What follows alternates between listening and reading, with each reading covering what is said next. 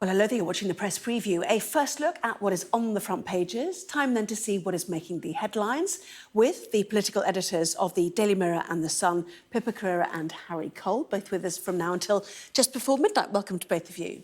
So, to the front pages, then let us start with the Telegraph, which leads with the news tonight that the Queen is to miss tomorrow's state opening of Parliament because of her mobility issues and that her speech will be read by Prince Charles. The same story for The Sun with the headline Crown and Out. Meanwhile, get a fine, we will resign. The Metro leading on the pledge from the Labour leadership that they will quit if they're fined over alleged lockdown breaches. That story is also the lead for The Times. Starmer, I will quit if police fine me for beer. The Financial Times describes the move as Keir Starmer's challenge to Boris Johnson's integrity. As the Mirror puts it, this is what honour looks like, Mr Johnson. While The Guardian describes it as Starmer's gamble, adding that Labour say they have compiled a dossier of evidence proving the curry and beers were part of a working day. The Daily Mail, though, leading on Tory MPs accusing the Labour leader of using the pledge to resign as a way of influencing the outcome of the police investigation. The Express goes with a pledge by Boris Johnson to work tirelessly on his agenda for levelling up the country.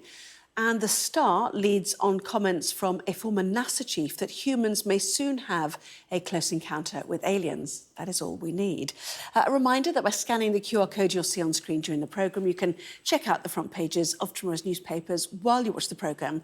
So let us introduce now Pippa, Crerar and Harry Cole, who are here to take us through. And I guess two stories dominating. One, Sir Keir Starmer, and the other, the Queen and the Queen's speech. So let's start with Sir Keir, shall we? In the Metro, get a fine, we will resign. Why did he do it, and was it the right thing to do, Harry? He did it because he didn't have any choice. After months of misleading statements about this event, as it's being described now in Durham last year, and then a week of quite bad-tempered changing of the story, a number of eyewitnesses coming forward, the police opened their investigations. Now, a week is a long time in politics, but I can remember exactly a week ago when we were sitting on this show, and this was all described as a political smear and some sort of local elections wheeze. Well, you know, Durham police think the evidence threshold has been met for an investigation. They say they have significant new information about this event, and Starmer has been hoisted by his own petard. He went so hard on, leave Boris Johnson aside, let's just look at Rishi Sunak. Rishi Sunak, who most fair observers think has been fairly hard done by the Met, fining him for his brief appearance in between meetings when someone may or may not have sung happy birthday to the Prime Minister. Starmer said he had to go. He should resign. Now, if you were to hold Starmer to his own bar that he set, then he's the one that's, you know, landed himself in this mess, because he set the rules of what morality in public life means. And after a weekend of reflection, I think he's come to a conclusion that was very obvious, that if he gets a fine, he's going anyway. So he might as well try and grapple with some semblance of political capital on this by trying to play it up as this great big moment of integrity, when in fact he's totally snookered himself. Well, I should have put that question to Pippa, who has spoken to the man himself in the Daily Mirror. Your exclusive, Pippa. What did he say? I mean, I can see what the headline says, but what did he say to you about the reasons he felt this was necessary and how they think they've handled this? So Keir Starmer believes that when the police decided that they were going to investigate this, not, as Harry says, significant new information, I think, rather than evidence, there's a difference. New information, my understanding is that when they realised that Angela Rayner had been there, they thought perhaps that they should look closer, because previously, obviously, the party had denied that she was present, and also the fact that two of Keir Starmer's police protection officers were nearby. And as we know from Partygate and Number 10, the minute police integrity or collusion is raised as a possibility, that the police want to make sure that their names aren't dragged into it. So we're extra keen to look into it. So the police decided on Friday that they were going to look at this. Obviously, they had said in February that they didn't think that it met the threshold for investigation. They changed their minds. There has, as Harry rightly said, been a relentless campaign in the run-up to the local elections in the right-wing press about this incident last year. And the first Keir Starmer heard of it, he told me today, was when the police put out a press release. In fact, the police didn't get in touch with Labour until today. We don't know yet. It's really a question for the police as to whether they will interview him directly or whether they will ask him to fill out a questionnaire. But he was very adamant that, as far as he was concerned, the rules hadn't been broken. But it is the case that this is a big gamble, because if the police come to another conclusion, he has now put himself in a position where he has to go. Now, I think that he would have had to have gone anyway, and he's making as Harry says, making the most out of the situation. But he has spent his whole leadership defining himself as a man of principle and integrity, as opposed to a prime minister who I don't think even Harry would argue that he's a man of principle and integrity. So if you set yourself out with that sort of stark divide with your opponent, then you have to maintain that course. And obviously, it was unsustainable for him to be in a position where he could have called for Boris Johnson to go. And then not go himself if he was fined. And I know that the Rishi Sunak case, I think, rightly flags, is a bit different. But of course, Starmer didn't actually call for him to go until he was fined. I don't think anybody, including Rishi Sunak, expected him to be fined. Boris Johnson was different. He called for him to go previously. Yeah. And there's lots of detail in the Mirror article tomorrow. Yes. As to what actually happened on that night. OK, well, we'll come, if you don't mind giving us a bit of that detail, that'd be brilliant. But I just want to mention the Daily Mail, Beergate Day 13. It's them that put a lot of the pressure on, all through sort of the run-up to the local elections last week as well. They've really been going for it, have they not? Cornered Labour leader, they say. And a picture of him also on the front page of the Telegraph too, head bowed, to stand down if he's fined, they say. Now, the danger for him as part of this is, one, it continues the story of how this was handled by him and others, but also the nuance of all of this honour business and integrity is possibly lost on a lot of people. They'll hear beer, curry, and they'll hear, rule breaking and resign, and they won't necessarily hear the I'm doing the right thing by the rules that as they were laid down at the time. I mean, do you agree this is the gamble for him, Harry, or is he actually damaged by this already? Yeah, of course, he's totally damaged by this. He talks a very good game of being this man of honour and integrity, but he's lied twice about this event now. He said Angela Rayner was not there, and she was, through a spokesperson, admittedly. He went on television last week and said they had to get a takeaway because nothing else was open. That wasn't true.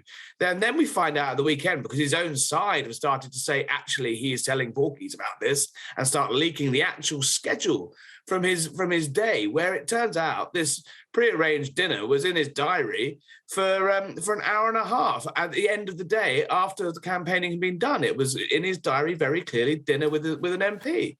Now, they're going to come out and say, well, we were working, we went back to work. These are the same sort of tired excuses that Boris Johnson tried. Boris Johnson was very adamant all the way up until he got a fine that no rules had been broken. They have to say that until it's proved comprehensively one way or the other by the police. Yeah, but the Labour Party have been making the point today that more than 50 police fines, plus multiple, 16 different occasions, including cakes and invites, and bring your own booze. Yeah, does that equate to the beer that is being held in his hand? I'm not equating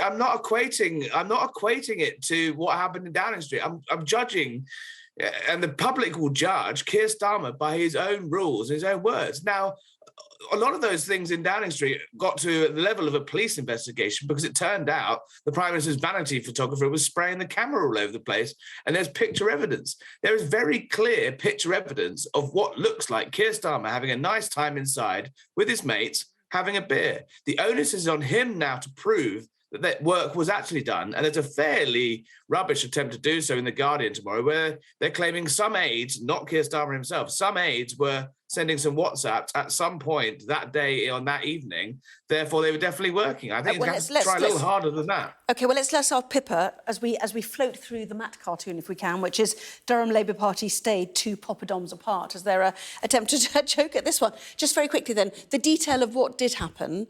Why did it come out in dribs and drabs, and why did they forget things like Angela Rayner being there, for example, Pippa? So I think Harry's allegations about Keir Starmer lying are putting a bit strongly. The Labour Party admitted that Angela Rayner, they'd mistakenly said the press office, and of course he said he told me he'd taken responsibility for this, that she wasn't there, but it wasn't Keir Starmer himself. He didn't even know that the denial had taken place until last week. The fact that the work, that there was an op note, I mean, that's standard practice. You ask any politician, and Harry and I have both been on the campaign trail millions of times.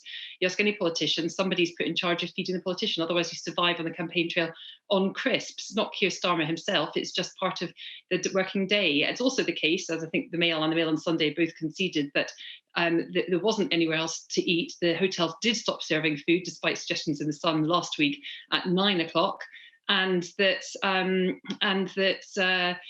the work, as we know, as Boris Johnson knows probably better than most, that work when you're on the campaign trail carries on around the clock. And Keir Starmer told me this afternoon that when he'd eaten his curry, not standing around having a jolly with his mates, but having a beer and a curry and then getting back to work, he was looking at the schedule for the day ahead. He was talking to the individuals concerned about the visits that he was making as part of that local election and Hartlepool by-election tour. He had his sort of piles of papers that he had to go through, sort of speeches he was making and media events that he had, and that's what he was doing. And they're going to share all that information with the police, so they'll be able to make up their mind. Yeah, just very, very quickly. If it was a bottle of water in his hand, would this have been? Is it all about the bottle of beer? It's about the bottle of beer, because who bought the beer? Who bought the beer? Well, somebody who was responsible for ordering the curry, but that's not the leader of a party. But if it's 15 people, 15 to 30, up to 30, we're settled on 15 for the sake of it. Someone bought a load of beers in, but that. I mean, this is just use the same standards that you held Downing Street to for their parties. You were suggesting that the fact that beer was bought or booze was bought in was suggesting of some sort of premeditated lockdown-breaking social event. Now, surely, I absolutely did not do this. No, we made a very clear distinction between people that had a drink at the desk in the course of the working day. I was, as I'm sure you were told, about countless examples of that taking place across government, and we made a conscious decision not to publicise those stories because we didn't think that was breaking the rules. What we did do was, where there was a specific social event, an organised quiz, bring your own booze, a birthday party, a party in the Prime Minister's flat, we made the distinction because, of course, people can have a glass of wine at their desk. But guys, we're going to have to stop there. Honestly, we could go on for hours. Probably, but it comes down. In a sense, it comes down to the beer, which is interesting in itself. But anyway, we will return to this. But we need to do other news after the break, including the news that the Queen will miss the state opening Parliament for the first time in very nearly 60 years. Back with that in just a moment.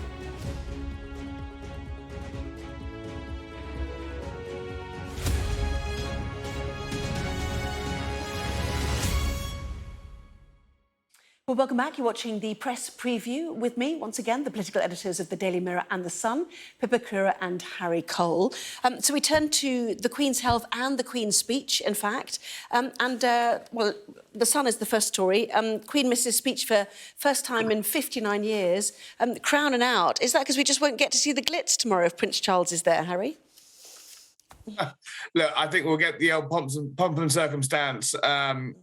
Regardless, this was obviously weeks and months in the planning, the Queen's speech, the annual address that sets out the government's legislative agenda for the year. But that plans had always taken into account that the fact is the Queen, is elderly, and the risk was that she would have to see this event go the way of lots of others in recent times. I feel a little bit like there is a sort of view at the palace to preserve another massive event next month, the Jubilee, an historically unprecedented event, one that has literally been years in the planning, millions of pounds, loads of events across the country, lots of things for the Queen to do.